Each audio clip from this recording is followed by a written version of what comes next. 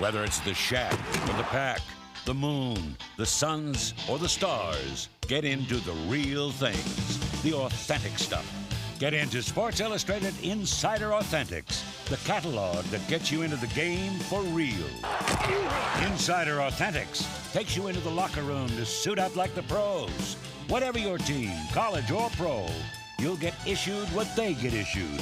It's exactly what the players and coaches wear with NFL Pro Line, Major League Baseball's Diamond Collection, NBA Authentics, and the NHL Center Collection.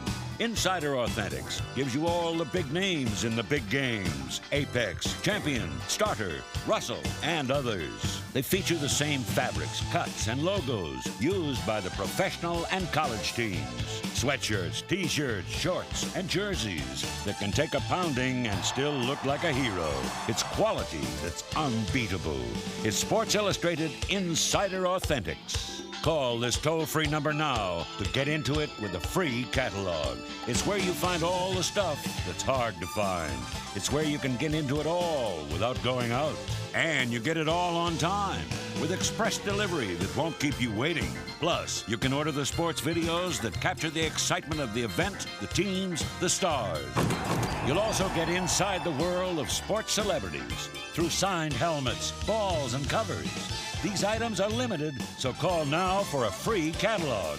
Ask how you can join the Insiders Club and save 10% on all purchases. Plus, you'll receive 2 free videos. Watch for Insiders Authentics ads in Sports Illustrated. Get inside with royalty, the mighty, the biggest, and the best. It's great stuff. Call for a free catalog and get inside with Sports Illustrated Insider Authentics.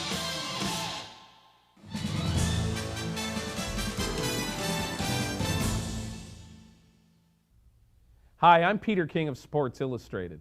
Along with my colleague Michael Silver, it's my pleasure to introduce the 1995 Cleveland Browns Video Yearbook. In this Sports Illustrated special presentation, we're going to give you an exclusive look at Cleveland Browns football, past, present, and future.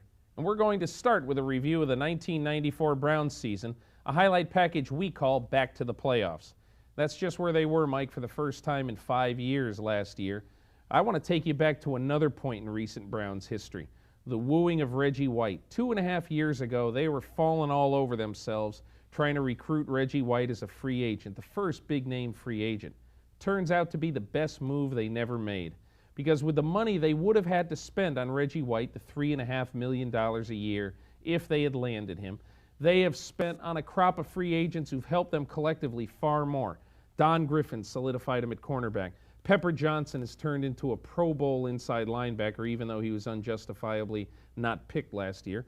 Carl Banks, another linebacker. Benny Thompson, a great special teams player. And Vinny Testaverde, satisfactory quarterback. I think you add all those guys up and you have an 11-win team. Now they take the next step and go for Andre Rison. How do you think Rison's going to fit in, Mike? Money well spent this time. I know he was expensive, but when you have a chance to get a big name, big-time receiver like Rison, I think you've got to go for it. He's a guy who gets into the end zone a lot. He wants the ball. He wanted to be the man. He's going to get his chance.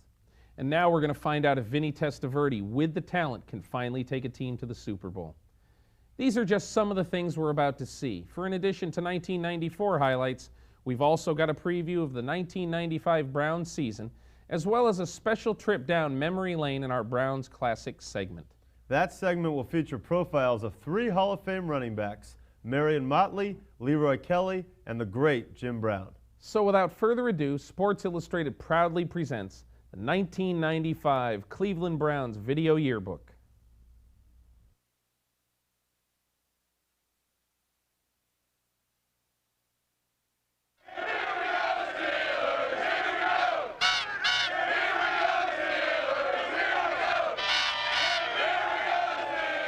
In 1994, the Cleveland Browns returned to the playoffs for the first time in 5 years. A visit to Pittsburgh, their second in 4 games, ended their season. We control the tempo in our home, baby. Let's go. On 2nd and 9, and straight back he goes. He's going to throw it down the right sideline. The pass is caught. No, it's dropped by Derek Alexander. He was wide open. 3rd down and 9. He's straight back. And he steps forward. And he throws the ball to the near sideline on the comeback. It's dropped by Derek Alexander 2 times in a row. Holy smokes! This Derek Alexander, the rookie, he seems to have a bad case of playoff butterfly. Couple drop balls, we're fine, all right? Don't panic. Hey, we've been here before. Just stick to your knitting out there. Keep playing hard. We're doing some good things in the run game. Keep the protections on. We're going to start catching, and we're going to convert, all right? Just keep your poise out there. Now they fake the end around again, and they're going to throw it. Down the field, there's a man running, but he's not open. And the pass is intercepted by the Steelers at the 2-yard line. Darren Perry with an unbelievable over-the-shoulder interception. The Browns were soundly beaten in all phases of the game and decisively demonstrated the third time was definitely not the charm.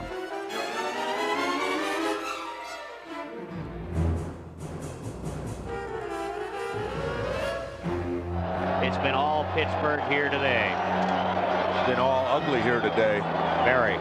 The tough-to-take defeat didn't detract from what had been the finest season of the Bill Belichick era, a year of major improvements in many areas of the team.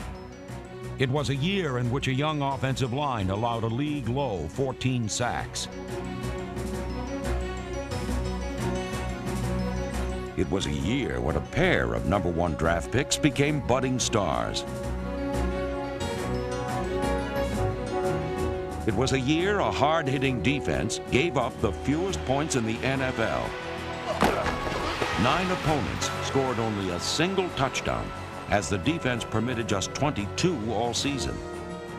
It was a year Cleveland's special teams were ranked the best in pro football. They blocked beautifully, covered well, and scored 4 touchdowns. It was a year the team rediscovered the running game. Touchdown, Brown! Leroy Horde would not be tonight. It was a year the Browns won 12 games and returned to the NFL postseason playoffs.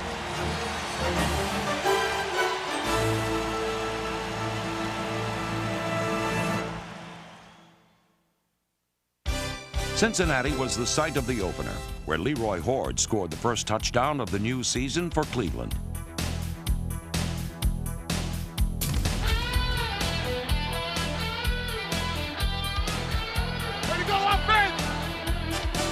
Then Bill Belichick became the first coach to call, From the hold of Tom Tupa, they go for 2-2. and Tom Tupa the first player to score a 2-point conversion.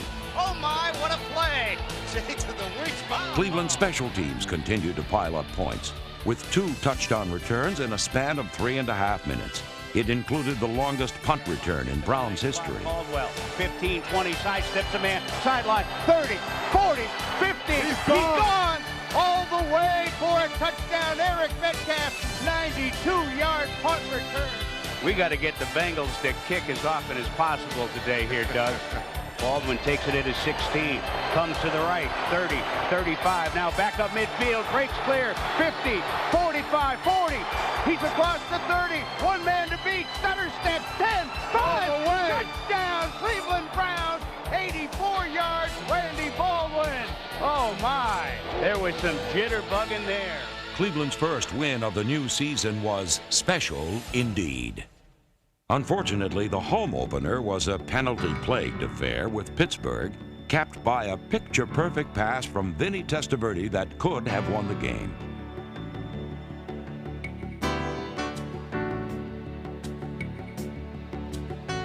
A questionable holding call wiped out the play, and the Steelers won. 7 days later, the stadium on the shores of Lake Erie was the site for Throwback Sunday, a sun-splashed old-timers game with the Phoenix Cardinals.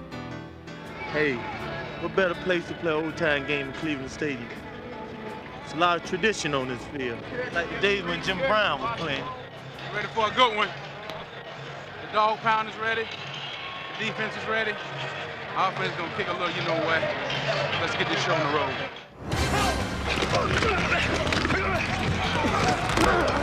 From opening kickoff to final gun, defense ruled the day, as Cleveland picked off 3 passes, then broke the game open with a pair of the longest plays in club history. Vinny straight back in the pocket, three-step drop, throws it complete to Alexander. 25, 30, 40, 45, 50, he's going. Touchdown, Cleveland Browns, an 81-yard touchdown pass to the rookie, Derek Alexander, who gets his first taste of the dog pound. Derek Alexander's 81-yard sideline streak was a prelude to Eric Turner's 93-yard touchdown interception. Raiders straight back under pressure, throws a little looper, and Eric Turner intercepts 15, 20. Cuts back 25, 30, 40, 50. Gone. 40, 45, 30, 35, 20, 10, 5. Touchdown Cleveland Browns. A 90-yard interception return for Eric Turner. And yes, they're going to get their shutout. You might be a running back too, huh? The 32-0 victory was the first shutout ever of a Buddy Ryan team. Game over. Game over. And put the Browns record at 2-1. We appreciate it, and we're going to take this win and enjoy it, and come back wins to get ready for Indianapolis. We haven't had much success against Indy in the last few years, and hey, it's time to roll now. Birdie straight back, dumps it off, complete to Metcalf, breaks a tackle, in the clear, 35, 30, they won't catch him. Touchdown, Cleveland Browns, and is that a way to take the crowd out early? A 57-yard... Leroy Hord's 65-yard touchdown was the decisive score. Complete to Hord, he's gone, 30, 20, touchdown, Cleveland Browns, 65 yards as lightning strikes in the RCA Dome. Well, this has been a big play offense. And a satisfying win for the visitors, who had the habit of struggling in the Hoosier Dome. With 3 victories in 4 games, the Browns had first place in the AFC Central all to themselves.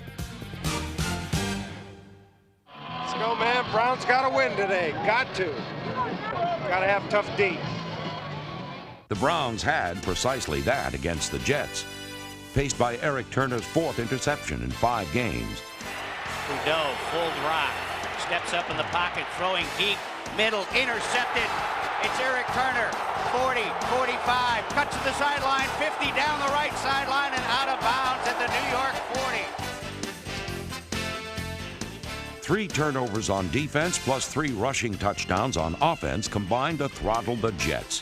Testaverde, a delay to Metcalf. He's got it. Turns the corner. 30, 20, 10, 5. Into the end zone. Touchdown, Browns. A 37-yard streak by Eric Metcalf. And Eric goes up to the dog pound, and he is mine. The play of the day came from Leroy Hord, who broke 4 tackles on his way to the end zone and a 24-0 lead. And 5. Still on his feet. Touchdown. What a call. Leroy Hord busted straight up the gut, 18 yards. Touchdown, Browns. Wow. On a day dominated by defense and the ground game, the tightest spiral was thrown to the deserving denizens of the dog pound. Let's go! The next game against Houston in the Astrodome, the offense could manage merely a single touchdown.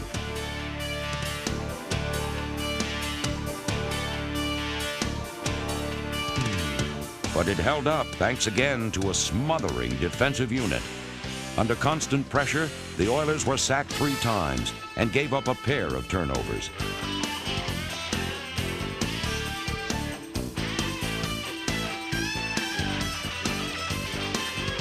Houston didn't score until 28 seconds remained in a game that brought the Browns to 5-1, their best start in 30 years. There's a big buck kicking contest today, and Cincinnati's supplying the butt.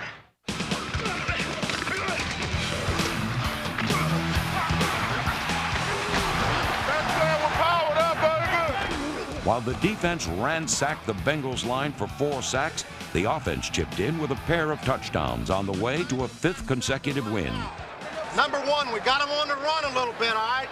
They're starting to play a little bit more man coverage.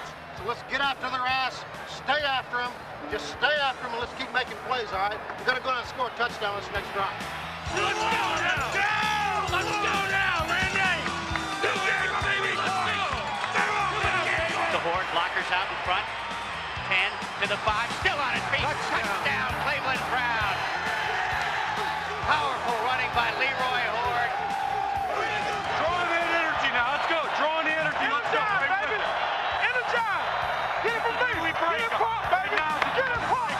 Cleveland's energy was electricity, provided as usual by the special teams. Here goes the snap. It's high. Pulls it down, and it's blocked. Rolls in the end zone. Travis Hill recovers. Touchdown, Cleveland Browns. The special teams come up big. A 13-all tie was broken open big time, courtesy of 2 7-point gems from the punt return team. Metcalf lets it hit at the 50, gets by him to the 40, 35, all the way back to the 30. Now he eludes a man. 35 down the sideline. 50, one man to beat. 40, 35, forget it. Amazing. How would you like to be beaten today? Eric Metcalf and the Cleveland Browns special teams not only asked that question, but they have an answer for it. 6-1, baby. Going 7-1 next week, baby. That's all I got to say, baby. We came into this year thinking we had a good team, thought we could make a big improvement over where we'd been, and right now there's signs of us doing that.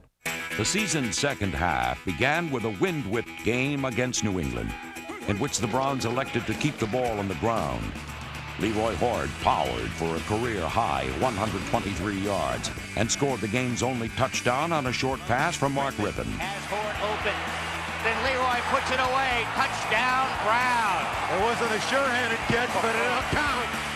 The win brought Cleveland's record to an AFC best 7-2, with the equally high-flying Eagles next on the schedule. When I got here this morning, I expected to win this game. You know, anything less would have been a huge disappointment. Even though that we can't take our fans with us next week, I think that the inspiration that we know that we have, the support that we have here, is going to carry over. We're in a position right now at 7-2 to take on the Eagles, who are also 7-2, and one of the better teams probably at the NFC at this point. But this is a big game coming up, and that's the way our whole organization is looking at it. We haven't fared too well against the NFC, so that's another reason it's a big game. It's a big game, certainly. Puts us at 8-2, put us in a great position in our division and in the AFC. In Philadelphia, a team on a mission to earn respect pounded Bud Carson's normally stingy defense for 140 yards on the ground. The third play of the day set the tone on defense as Cleveland's dogs muzzled a confused Randall Cunningham, whose glittering 20-game home winning streak soon lay in tatters on the Veterans Stadium AstroTurf.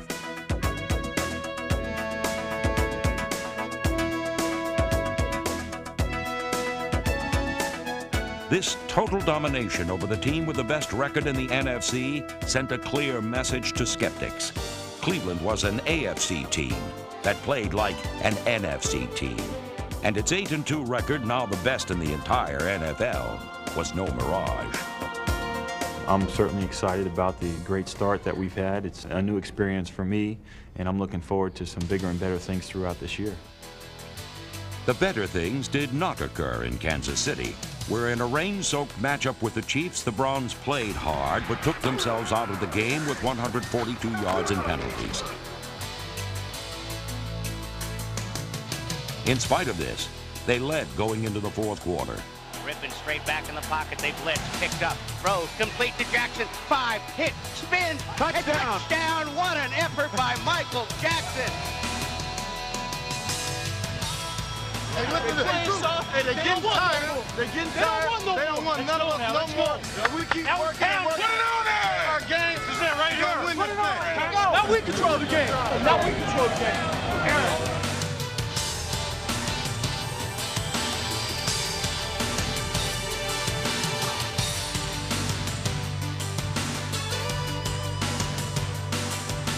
But the spate of penalties and missed opportunities took its toll. In the final minute, the Browns were driving for what could have been the winning touchdown. Rypien to throw. Popping, he's hit. Derek Thomas hit him. He fumbles the ball. The ball is loose. Kansas City's got the football. Derek Thomas with the hit on Mark Rypien. Yeah! The disheartening defeat dropped Cleveland into a first-place tie with Pittsburgh in the AFC Central Division. The next Sunday, Vinny Testaverde started for the first time since mid-October and prospered behind perfect protection from a line that thoroughly whipped the Oilers up front. Play action. Looking for Hartley. Open end zone. Touchdown, Brown. A 1-yard touchdown pass from Vinny Testaverde to Frank Hartley. Frank Hartley and Brian Kinchin caught touchdowns in a 2 tight end attack that rolled up 343 yards.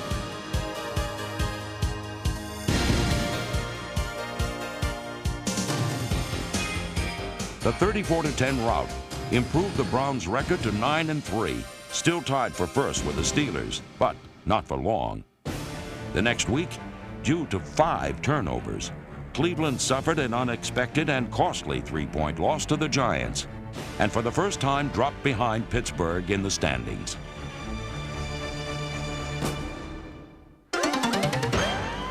One trademark of this team was its resiliency, its ability to bounce back after a loss. But their next opponent was Dallas, on the road, not a pretty prospect for keeping their streak intact. Ominously, the Browns' bus was involved in a serious collision on the way to Texas Stadium. The man squarely on the spot was Vinny Testaverde, who was about to play the most important game of his professional career. On the Browns' first series, Vinny appeared equal to the challenge. Testaverde straight back in the pocket, dumps it off to Hort, has Dawson in front, cuts off his block, 5, loses the ball as he goes into the end zone. There is a scramble. Cowboys say they have it, and they do. Hort's fumble on the brink of a score was exactly what this team did not need, and it easily could have deflated Cleveland's confidence. But these Browns refused to be intimidated by the caliber of their opponent. Testaverde looks, timing pattern for Jackson. Corner, he's got it. Touchdown, Browns. Vinny Testaverde. Well, Vinny couldn't throw it any better. Browns backers were treated to similar determination on defense. Troy Aikman was hounded all afternoon as Cleveland forced 2 sacks and 4 turnovers. Aikman again pressure, throwing corner for Harper, end zone, and intercepted by Eric Turner, number 8. And 10 from the 30. Aikman throws, intercepted by Donnie Griffith. Cowboy turnovers led directly to 3 of Matt Stover's 4 field goals, the last of which gave Cleveland a 5-point lead with over a minute left to play. Tommy spots it, the kick is on its way, and the kick is good.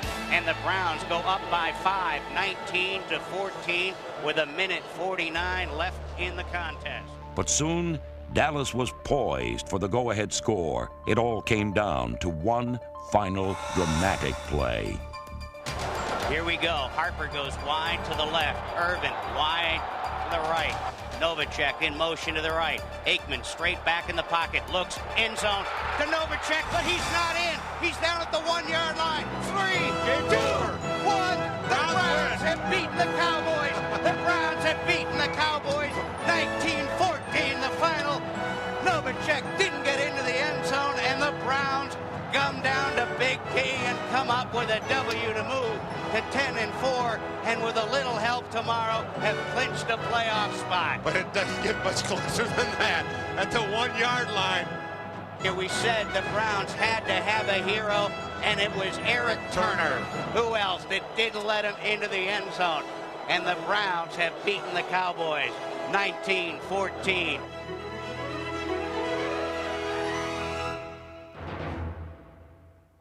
After their eye-opening victory over the 2-time Super Bowl champions and the second of 3 defeats to the Steelers, Cleveland finished the regular season at home against Seattle. He rolls right, steps up, throws for Carrier, end zone, wide open, touchdown Browns, 35 yards. Testaverde to Carrier.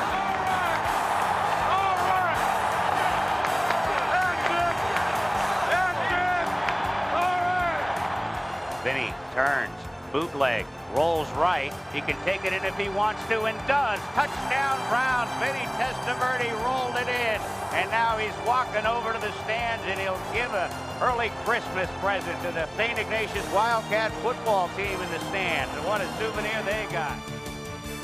The lopsided 35-9 win gave Cleveland 11 victories, the second most in franchise history, and promised to provide much welcomed impetus going into the NFL playoffs.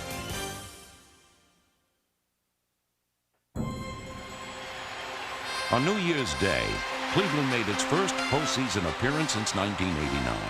For most of the youngsters on the team, it was a once-in-a-lifetime opportunity. Time right now, baby. It's time to showtime. Green and green, baby. We will shine today. And we'll be in for the second round of the playoffs. Check us out. Go, Brown! This is a once-in-a-lifetime opportunity, these two guys. Against New England, Testaverde's playoff debut was vindication for Vinny, who performed with exceptional composure. At one point, he completed 11 straight. Let's go! Come on! And all afternoon played error-free football. Vinny looking, end zone, now rushed right, has a man open in the end zone, throws, touchdown Browns, Mark Carrier, 5 yards from Testaverde, and the Browns have regained the lead. Well, he made it happen with his feet. They couldn't cover as long as Vinny was scrambling back there. Mark Carrier coming across the field to find an open spot, and Vinny located him for the touchdown. First one that the Patriots have given up in 7 quarters. There, block the corner! Block the corner! The first half ended in a 10-10 tie. The second half belonged to the Browns. Handoff is to Leroy Horde. He cuts it 5. Touchdown Browns!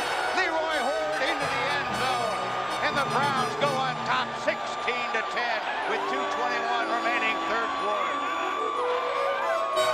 Good blocking on the right side of the Browns offensive line. Leroy able to bounce it off, and he found the lane and poured it in. Nice job, Vinny. Good job, man. Offensively, the Browns had the ball nearly 22 minutes of the second half. Defensively, the Dogs cooled the league's hottest passer with cleverly disguised coverages. Bledsoe back in the pocket, throws, ball is tipped, ball is intercepted by Turner. Eric Turner comes up big again. A rattled Drew Bledsoe suffered 3 picks and a sack as the Pats' 7-game win streak came crashing down. After intercepting Bledsoe 7 times in 2 games, the Dog defense deservedly took its bows.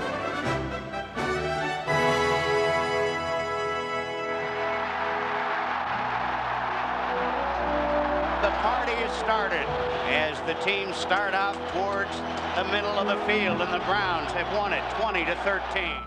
Over 78,000 fans had witnessed a classic matchup between a respected teacher and several of his prize students.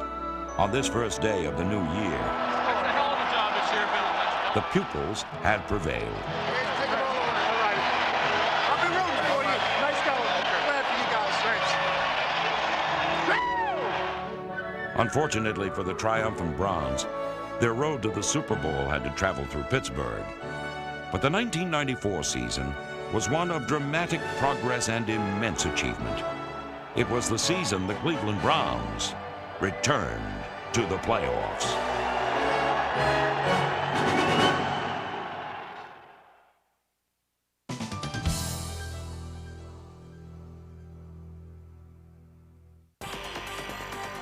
The Cleveland Browns put the bite back into their bark last season.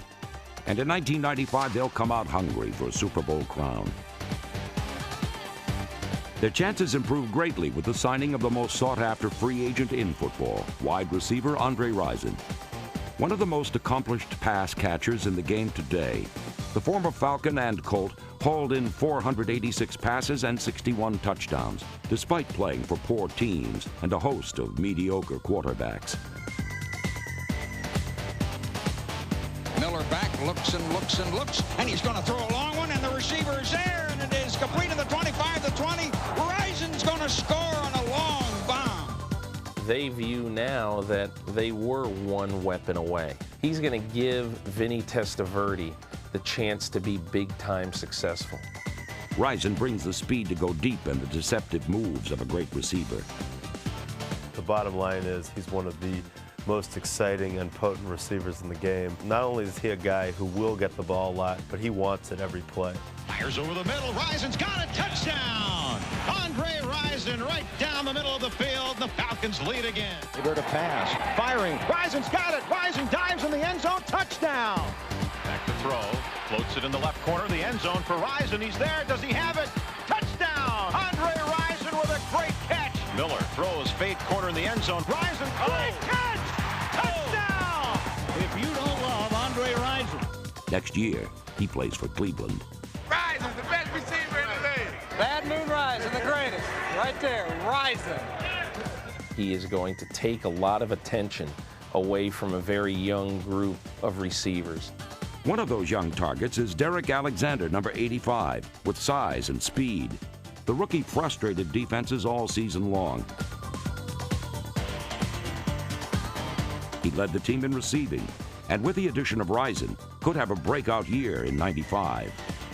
Testaverde rolls right, outside protection, under pressure, throws deep down the sideline, intended for Derek Alexander, who dives and makes the catch. Oh, my goodness. How far did Vinny throw that football? He has a lot of abilities, a lot of talent. He's a guy that listens and picks up things real quick, and, you know, just another weapon that we have on offense to utilize. Rison's going to be drawing double teams. Rison's going to be a big part of other defenses' game plans. Derek Alexander has a chance to really emerge as a threat. Like Alexander, fellow first-rounder Antonio Langham immediately made his presence felt in Cleveland. The 9th pick overall, he injected competitive fire and speed in a position that had long been lacking those characteristics.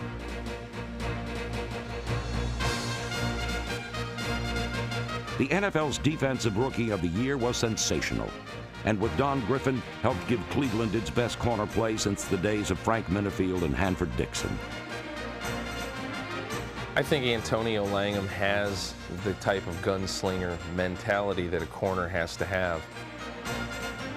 Thanks to Langham's blanket coverages, only one opposing receiver surpassed 100 yards in a game all year.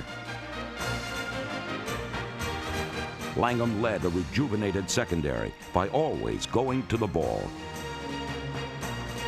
In one-on-one coverage, Langham was seldom beat.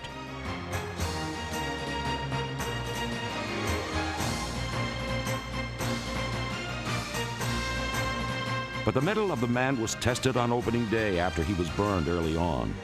Corner for Scott, touchdown, Bengals. And he beat the rookie, Antonio Langham. Instead of getting discouraged, Langham got even. In that situation, the game was tight, and we needed a play to try to get out of it. Clock moving, minute and a half. Klingler, end zone, and the ball is intercepted by the rookie Antonio Langham. What a rookie give it to the rookie take it. They said he could make the big play, and he had the great instincts. I saw it coming on me. My eyes got real big. I was like, there's no way in the world I'm going to drop this one. He doesn't get down on himself. I think his athletic skills are good enough to make him one of the 5-10 best corners in football.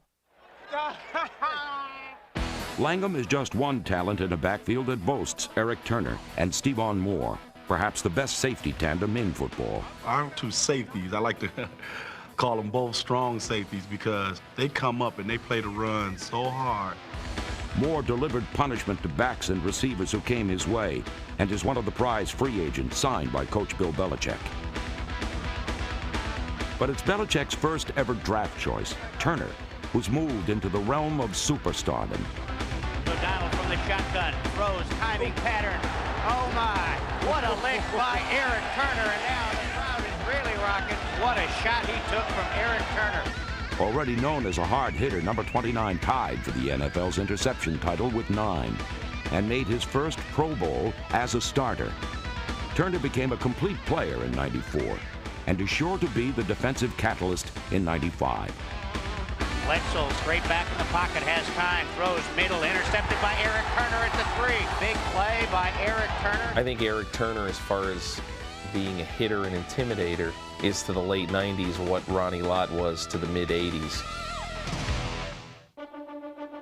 While the secondary was the most improved area on defense in '94, the line was the most improved unit on offense. One statistic alone tells their story. They allowed just 14 sacks all season, tops in the entire NFL.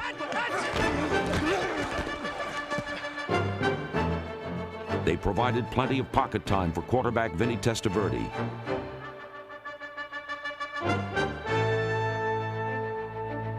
The enormous but finely tuned machine was engineered by position coach Kirk Ferenz. Walter, can you beat his ass? All right, he's going to beat him. Our back is going to beat Marshall. We'll win out here. The back will win here. Tight end will win there, so he can hang in there and throw that ball. I think we got a lot of depth, a lot of young guys. We got just a great attitude as an offensive line. We're trying to get better each week and try to be one of the best offensive line in the league. Center Steve Everett was a profile in courage, playing with a pinched nerve in his neck, yet persevering to be the best.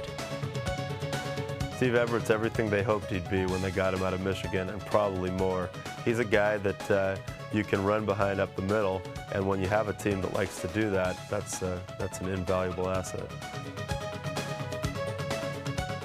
He has become a tremendous leader by example, a very gutsy player. This guy is probably going to take over in 2 or 3 years from Mark Stepnoski as the best center in football. While Everett is Cleveland's hard-running diesel at center, left tackle number 66, Tony Jones, will be the team's Mack truck for years to come. I'm a good player. I think I'm one of the top offensive left tackles in the league, and people just now starting to realize that. I think he's probably the best pass-protecting left tackle in the league right now. I haven't seen anybody better. I don't think anybody in America outside of his neighborhood in Cleveland would know what this guy looks like, but he's become one of the 5, 6, 7 best left tackles in football. Everett and Jones will continue to open holes for running back Leroy Hoard. In '94, Hoard went from role player to playmaker, scoring 9 touchdowns. He carried the load at fullback after injury ended Tommy Vardell's season and gave the Browns the ferocious runner they haven't had since Kevin Mack retired. Leroy Hoard shakes the tackle and takes it 5 yards for the touchdown. He shook off Marcus Robertson back at the 5 and cruised in untouched. 102 yards on the afternoon for Leroy Hoard on that touchdown scamper. The thundering Hoard will get some help this ball with the addition of Lorenzo White. A familiar sight to Browns fans, the former Oiler has had some of his biggest games in the stadium. And unlike Hoard, is a sure-handed ball carrier who almost never fumbles. The Oilers featured back in '92 when he gained 1,200 yards. White played part-time for most of the past 2 years. Like the rest of the Browns, he's rested and ready for prime time in '95. I think Cleveland got better in the offseason simply by virtue of adding Andre Rison. That right there makes them a much better team. But surely they have a chance to contend for that AFC championship, and a better chance than they had last year. They're a young team. They're a rapidly maturing team. If Hoard can have the same type of year as he had last year, if Vinny can be significantly helped by Andre Rison, and if they don't get a lot of defensive injuries, I think that they have as good a chance as any team in the AFC to get to the Super Bowl.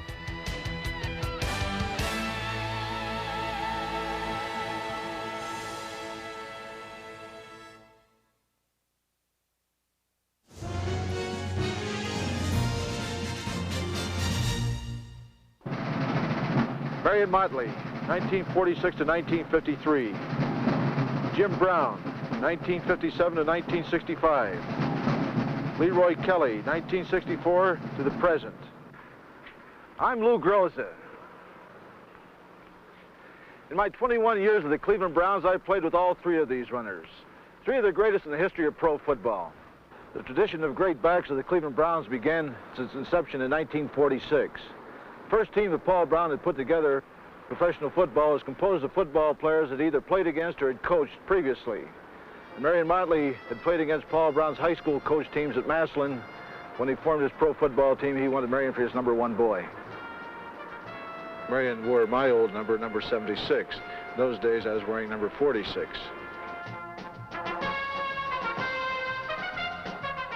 He had big thighs and hips. And Paul Brown would tell him, don't be so fancy, just run over him, and that's what Marion Motley did. He used to punish people by running into them, and he was really a brute. And it was his brute strength and speed that really helped make him a great fullback. Incidentally, during Marion Motley's career in the Navy, he was supposedly faster than the world record holder in the 440-yard dash. I can remember best that Pittsburgh game where he, how many guys did he run over? I think about 4 or 5 guys had a shot at him. In 1953, Marion Motley retired. The Browns continued their winning ways with strong runners such as Curly Morrison, Ed Modzelewski, Maurice Bassett, Billy Reynolds. And then in 1957, we drafted a runner out of Syracuse. And just after 2 dazzling exhibition games, Paul Brown told him, "You're my fullback." Jim Brown was the Browns' fullback. Football will probably never see another one like him.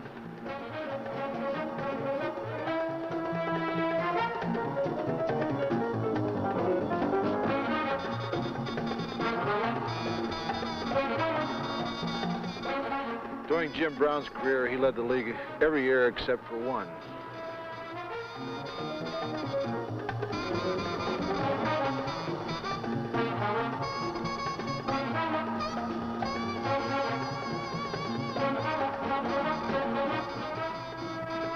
Jim had a knack of hitting for a hole, and if it were closed, to react from where the hole may come open. On his sweeps, he'd start out there, and if they had his predetermined course covered, he would make a cutback on his own and had the necessary reaction and speed to take advantage of it. As an offensive tackle, blocking for these men, it gave me a great thrill to see them run. How was it to tackle them? Let's ask Chuck Bednarik, former All-Pro with the Philadelphia Eagles. He had to tackle both of them. Tough to tackle? Well, the wider of the two, the broader of the two to wrap your arms around was Marion Motley.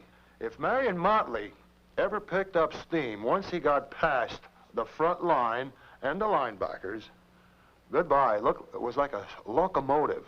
I hated to tackle him when he had full speed, because he could break you into two. Jimmy Brown at the same time had a beautiful waistline, 28 inches, 230 pounds, really built. If you wrap your arms around him, it's pretty tough too. You gang tackle people like that. How do you replace a Jim Brown with a Leroy Kelly? Kelly, who had been operating on our specialty teams and doing a fine job, was a natural selection. He has proved himself, and he is a great runner. Leroy's real true assets as a runner is his ability to get into the hole quickly. You know, those holes don't stay open too long in pro football. Jim Brown was very quick for a big man, but I think Leroy gets to the hole somewhat quicker than Jim. Leroy's a very fine receiver. Leroy is not as big a man as Jim Brown, but he has good balance, and he's not knocked off his feet very easily, and avoids a lot of direct hits, and they don't get a clean shot at him.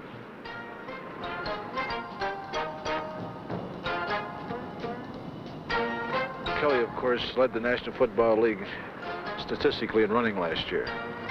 We expect Leroy to be great for a long time.